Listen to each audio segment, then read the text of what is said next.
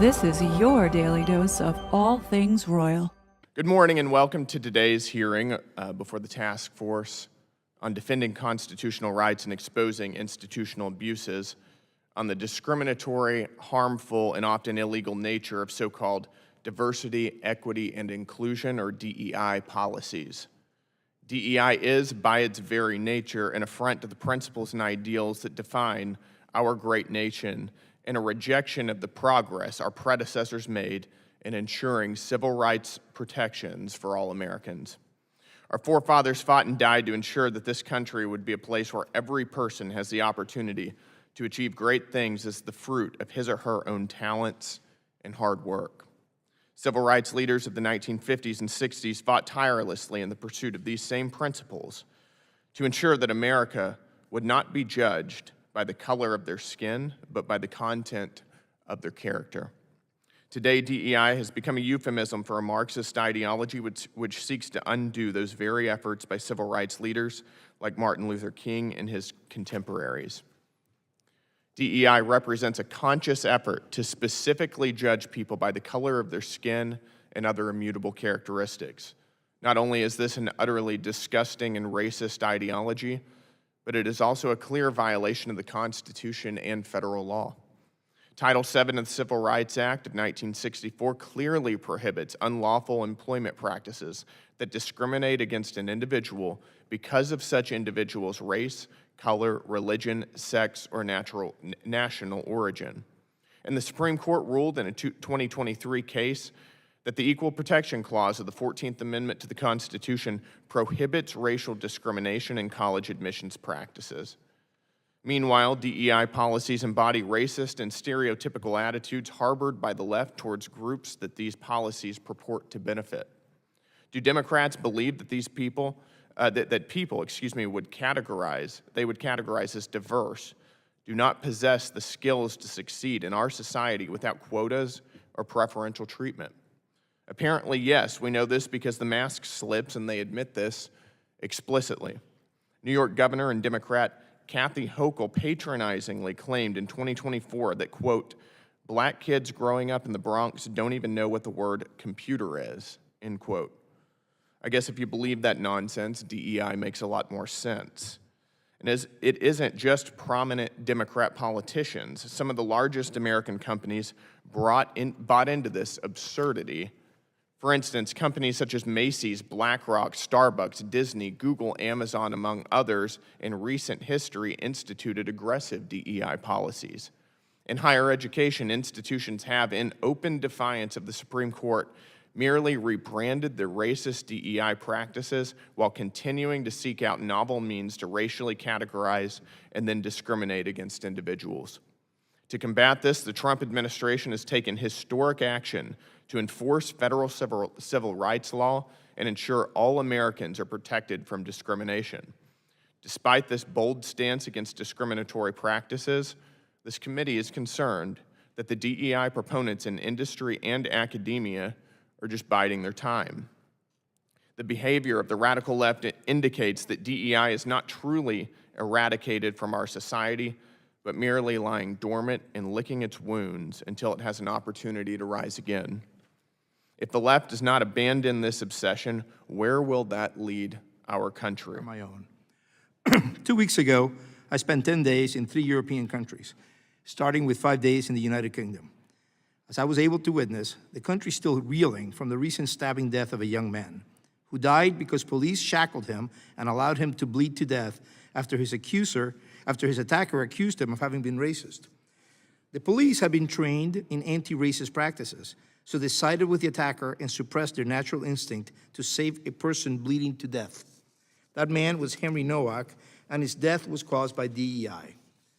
But entire societies can become victims of DEI. On the 4th of July, the White House published a devastating report on the Smithsonian Institution, revealing how DEI and DEI-type thinking has spread deeply into all our cultural entities, including our museums. The report reveals that DEI permeates thousands of exhibits that reframe America, recasting the founding as a story of pure evil.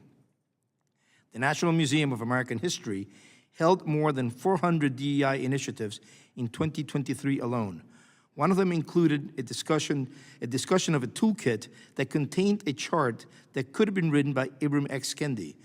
It said the ultimate goal is to structurally transform museums into anti-racist, multicultural institutions in a transformed society. Which brings us to the question, what is DEI? The initials stand for things we should want. However, the intention of these words has been distorted as they now mean the opposite. Diversity is now an identity-based approach that violates individual character, enforces intellectual conformity, and demands quotas in order to attain community proportionalism. As for equity, it means equality of outcomes, which is a violation of equality before the law. It sounds like equality, but it now means its functional opposite, as candidate Kamala Harris demonstrated in November 2020 when she tweeted, quote, "There's a big difference between equality and equity. Equitable treatment means we all end up in the same place," unquote. That is not the American ideal, but a Marxist promise written in sand. Inclusion, meanwhile, means exactly its opposite, exclusion. We just saw an example of this when baseball players for the San Francisco Giants were prevented from wearing references to Bible verses on their caps. Inclusion is language codes. DEI is therefore illegal. It transgresses the American understanding of the promise of equal treatment from which we must never deviate. DEI is also immoral, as it demands that we treat people differently because of immutable characteristics, that is, traits they were born into and which they can never change, such as race, sex, national origin, etc. To do so is recognizably unjust. President Biden, or whoever controlled the levers of power during his years in office, put this anti-American and moral insanity on steroids. The DEI regime did not, of course, emerge with President Biden.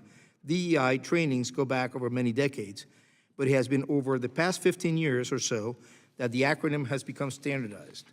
DEI trainings are nothing more than struggle sessions as practiced in China during the Cultural Revolution. These trainings attempt to indoctrinate Americans and stop them from viewing their country as worthy of patriotic love and see it instead as a place so structurally unjust that it requires system-wide transformation. President Trump has tried to reverse this regime through executive orders that explicitly targets President Biden's programs, directs federal agencies to eliminate DEI initiatives throughout the federal government, and calls for increased scrutiny of DEI practices in schools and universities that receive federal support. Most recently, OMB issued a new rule change that also fights DEI. Unfortunately, schools and university administrators who remain intent on continuing to discriminate based on race and sex have tried to figure out how to defy the president or to at least game the system. It is up to you to cement President Trump's actions into legislation. Thank you. I'm honored to testify before you today about diversity, equity, and inclusion, or DEI policies, and their devastating impact on one of our most important national treasures, America's colleges and universities. I'm speaking today in my capacity as the Vice Chair of Education Opportunity and Senior Policy Officer at the America First Policy Institute, a nonprofit research institute whose focus is putting the interests of the American people at the forefront of American public policy. I lead our extensive work in higher education, including our work that shows how DEI undermines the quality of the education provided to millions of Americans each day. I also speak as someone who spent nearly 40 years in higher education policy and leadership, including 25 years as an administrator and professor at Pepperdine University, and most recently 3 years as the founding chief of staff at the Free Speech University of Austin. A few days ago, we celebrated the 250th anniversary of the adoption of the Declaration of Independence, the proclamation that launched America on a path to freedom, opportunity, and prosperity unrivaled in human history. The central premise of that declaration is the notion we all know: all men are created equal. And even though we haven't always lived up to that ideal, pursuing it has fueled American success for the past 250 years. Yet today, our leading institutions, including our colleges and universities, have set aside this principle, instead advancing a virulent DEI ideology rooted in the belief that the United States is systemically racist and a white supremacist project. DEI argues that certain disfavored groups, including whites, men, heterosexuals, even political conservatives, are oppressors who must give up their privilege in favor of those who are not. Today, this insidious ideology infects nearly every dimension of the academy, including hiring, promotions, tenure, admissions, and even academic publishing. Over the past 4 decades, I have watched this contagion metastasize on campuses. I've sat in university diversity committee meetings where I was personally scolded by my peers for the color of my skin. I've been asked to draft loyalty statements to this ideology in order to apply for jobs and explicitly told to hire candidates because of their race or gender and not because of their ability to do the job. I've seen it devastate careers, and I've seen it close the door of opportunity to some of our best and brightest students. This leftist monoculture undermines the very purpose of the American investment in higher education, to equip the next generation of Americans to think, debate, and make the best decisions in a complex world based on evidence, not prejudice. Unfortunately, the conversation on most university campuses is more about indoctrination and advancing this leftism than promoting shared American values. The leftists who have co-opted America's institutions tolerate only one perspective on campus, theirs, undermining the very intellectual diversity needed for higher education to fulfill its primary public purpose. Unaligned speakers are canceled, students who disagree are failed, faculty are intimidated into silence or fired. Shout-downs, hecklers' vetoes, violence, and even murder are used to silence dissenting voices. The American people collectively rejected this anti-American discrimination and divisiveness when they elected President Trump. And he responded, taking bold steps to roll back the left's DEI stranglehold on higher education by revoking the previous executive orders that mandated it. He's aggressively enforced existing laws that ban discrimination in all forms, including those demanded by DEI. He limited the use of disparate impact in civil rights law and reformed accreditation to ensure institutions are transparent and accountable to the American people who fund them. As a result, DEI forces today appear to be in retreat. Do not be deceived. Many of these discriminatory processes are still at work, just reformulated or hidden for the moment.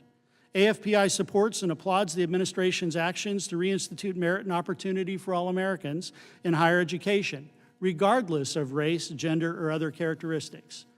To persevere, these changes must be codified into law, and we welcome the opportunity to work with Congress and the administration to ensure equal treatment for all Americans and of every background in our colleges and universities, much as our founding fathers would have envisioned 250 years ago. Dr. Shires, thanks so much for being here. I want to pick up where you left off. In your view, what is the current state of academia with respect to DEI programs? Like what's actually happening in there today? On most campuses, DEI is still in full force. You see institutions, for example, that require diversity statements for application have eliminated that, but yet every single website that helps you apply for a job has information on how to circumvent not having it to make sure that they know that you are aligned with DEI. Are we seeing the same issue in some federal agencies, even though the Trump administration obviously has put out executive orders to unwind DEI practices in federal agencies? Absolutely. It's important to remember that the universities and the academy are kind of the epicenter for our professional workforce. And so as students graduate and have been indoctrinated in this ideology, they carry it with them into the workplace. Like what, in these agencies and even in the universities, what are some of the ways that they are rebranding DEI to try to basically kind of be in the shadows away from the eyes of the American people? The most common one is if you see an office of community belonging, it's where all the people that were in the DEI office now are on campus. Well, I'm sorry? Point of clarification for me, what is community belonging? Well, it's what they call DEI offices now. It takes the inclusion part of DEI, diversity, equity, and inclusion, and it talks about how you empower and enable students in these protected classes to be on campus and to be engaged. But it's really the same operation that was there before about dividing the campus. Well, why don't we just empower them to be in class and actually learn? Wouldn't that be empowering a student? I believe it would be, yes. Let me answer this question, because I've never heard of this classification. Say that community belonging. Community belonging. Okay, I've never heard this term before, but that's okay. That's why we're having this hearing. If this is what colleges and institutions are moving towards to shield or to rebrand DEI, what are some metrics or some planks that policymakers need to be looking out for so that while we continue to move towards a true colorblind society based upon merit, that we are examining what's happening at institutions of higher learning who still want to hold on to DEI programs by this name of community belonging. What should we be looking for? Much we should be doing is enforcing existing law. I mean, current laws against discrimination prevent universities from treating students differently. And yet, on many campuses, we now have separate graduations. Imagine if we'd had a graduation for white students only, for example, what the uproar would be. And yet, on many campuses, we have ethnically based graduations. And so we want to look at enforcing current discrimination law. I think the civil rights focus for so long has been on opening the door to opportunity, and we've allowed this engine to build over it of overt discrimination through DEI. Of asking questions. Dr. Shires, what is DEI? Diversity, equity, and inclusion, as my colleague, Mr. Gonzalez said earlier, is none of those three things. It is an ideology that's based on a philosophy. It comes out of the academic world. It's based on a philosophy that society is driven by we are driven by our environment and our identity, and the world that we live in is constructed from it. As a result of that, we are victims of the world around us, essentially. And in that world, they divide people into oppressors and the oppressed in the Marxist tradition to leverage power. Are DEI policies compatible with meritocracy? They are not. Could you elaborate? Meritocracy is based on the idea that you measure somebody based on what they're doing, not what they look like. DEI policies actually call for equal outcomes for everyone. And so if I perform at a different level than someone else, they are automatically placed in that same level. What do DEI policies mean in practice? In practice, it means quotas. It means that Racial quotas. It does, and just like the congressman mentioned, you know, the perception that people are promoted to ranks without the adequate backgrounds, whether that's legitimate or not. In this case, I don't think it is, but that is the perception that arises because you simply assign people status based on who they are and not what they've done. Ms. Stepman, racial quotas seem un-American to me, don't they, to you? Yes, and they're illegal. And they're illegal. Under DEI regimes, what races do colleges and universities typically least prefer in their admissions processes? Whites, men, Asians. Men is not a race, obviously, but there actually might be a little bit of reverse discrimination actually going against women now because women so predominate on universities. But yes, whites and Asians primarily. Why do you think that it's primarily those groups? Because they're in a war with the reality of these disparities. So if you want to have a quota that comes out perfectly racially balanced at the end, the only way that these universities have been able to achieve that is by discriminating on the basis of race and sex in their admissions. And you mentioned that a lot of colleges and universities, you expect to fight DEI restrictions. Why is that? You said that there was an ideological component there. Right. I think my fellow witness correctly referenced the idea of the oppressor and the oppressed. There's this idea that all differences in culture, disparities, outcomes, all of these are somehow immediately evidence of discrimination and some kind of unjust system. And so if there's an ideological commitment to make sure that they kind of force the world to look the way that they think it ought to. And unfortunately, that's both immoral, discriminatory, and fortunately for us, it's illegal under the law of the United States. Mr. Gonzalez, BlackRock has a scholarship exclusively for diverse students. That's their words. What do you think diverse means in that context? Yeah, that is actually diversity should mean that you have people of diverse backgrounds. Often enough, diverse means members of any of the so-called marginalized groups alone, without any participation by Asian Americans or white Americans. That seems discriminatory, does it not? And as Ms. Felcher said, it's not just discriminatory, it's also illegal and immoral. Mr. Chairman. Good morning. We've heard a lot today about y'all's views on diversity, equity, and inclusion programs. My take is these are about leveling out a playing field that has historically not been level, where there are folks in this country who are all running the same race, but for some people, their lane has obstacles in it. It has hurdles, it has water pits, and that is because of discrimination that was pushed instituted and facilitated by government at every single level. So I want to start with you, Dr. Shires. You've written much about how DEI programs fuel racial stereotypes. You talked here a little bit today about your opposition to these programs, and I think that's consistent with what we've heard from our Republican colleagues, as well as Vice President Vance, who I believe called them a deliberate program of discrimination against white men. So let me ask you this. Take a random white person in America today and a random black person.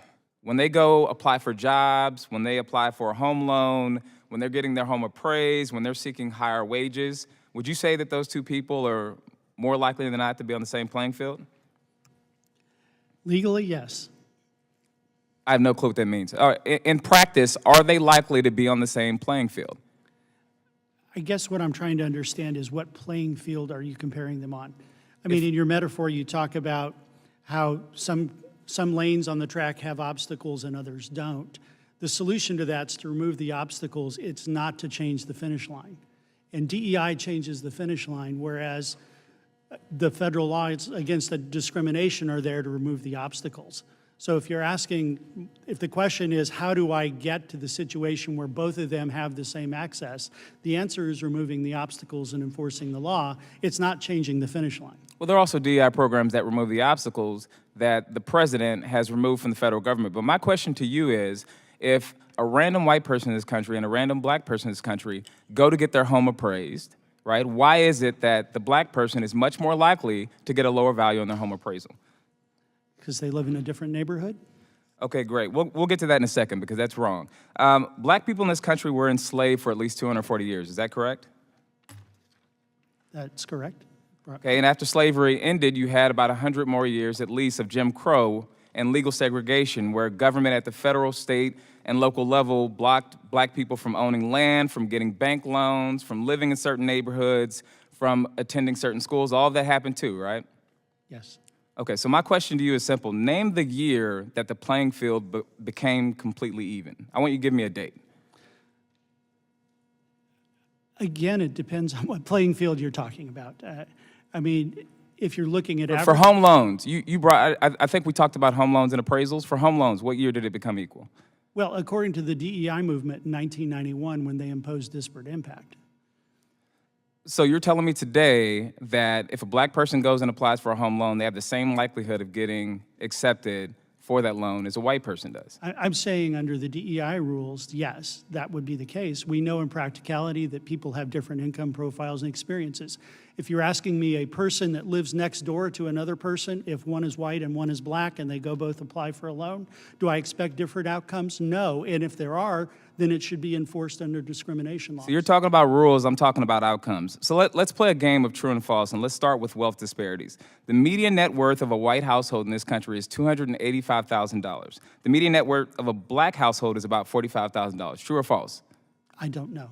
Okay, you came here as an expert today in a DEI hearing, and you don't know that? Basic facts about wealth accumulation in this country? All right, let's go to the next one. For every $100 in wealth held by white families, black families hold about $15. True or false? Again, I don't know those specific numbers. Okay, well, I have data here. It's true. So we know that the answer here isn't just that black people believe in saving less than white people do, right? It's that government in this country has put one set of folks in a better position to succeed than other people. And it was the law for a very, very long time, and it became ingrained in our institutions. Government was part of the problem, and so it has to now be part of the solution. So let's do this true or false game again for employment and wages. Black workers are far more likely to be unemployed as white workers at almost every education level. True or false? That is true. So do you just believe that black people are more lazy or aren't as good at applications? Why do you think that data is the way it is? I think the data is that way it is because our educational system has dramatically failed the black community, and instead of solving it, we just let them into college where they then have a higher rate of failure because they... I wasn't aware that there's a black education system and a white education system. In my district, we have schools that are represented, all races in there, and the same outcomes. The same school has different outcomes for black kids and white kids. My time is up, but in short, if the government was part of the problem, the government now has to be part of the solution. So today, Mr. Gonzalez, I'd like to start with you. I'd like to learn a little bit more about the history of DEI and some of the initiatives we've seen in the corporate workplace. Could you help us understand what, from where this emanated and who developed these initial ideas to implement these policies? Representative Jack, thank you for your question. So they have been around for many years. As initially, they were a response to the Civil Rights Act. They wanted, throughout the 60s, 70s, and 80s, they wanted to make sure that companies were doing the things that the government demanded, first of contractors, government contractors, then of just any business. Very quickly, these degenerated into practices and trainings that were part of a larger framework that saw America as being basically racist. And that's when, especially since in the last 15 years, when the acronym has become more defined, they began to look a lot more like the struggle sessions that practiced in the Cultural Revolution in China, which were meant to change the thinking of a whole society. And I'm just curious, over those past 15 years, I mean, what's really precipitated the acceleration of this? It seems like it's commonplace now and something that we're trying to identify. We're having a congressional hearing on it today. Was there or is there funding that's going toward this? Are there groups that are trying to sow division and discord vis-a-vis this initiative? Yeah, you can see a lot of studies have been made on the use by newspapers and at the Academy of the terms of DEI, whiteness, systemic racism, et cetera. And they begin to really spike in 2014. And I have associated that with the beginning of the Black Lives Matter movement in 2013, in June of 2013, and then the Ferguson riots in 2014, when we really the country began to change enormously. So you had two spikes, 2014, and then a huge spike in 2020. It was such a fraud.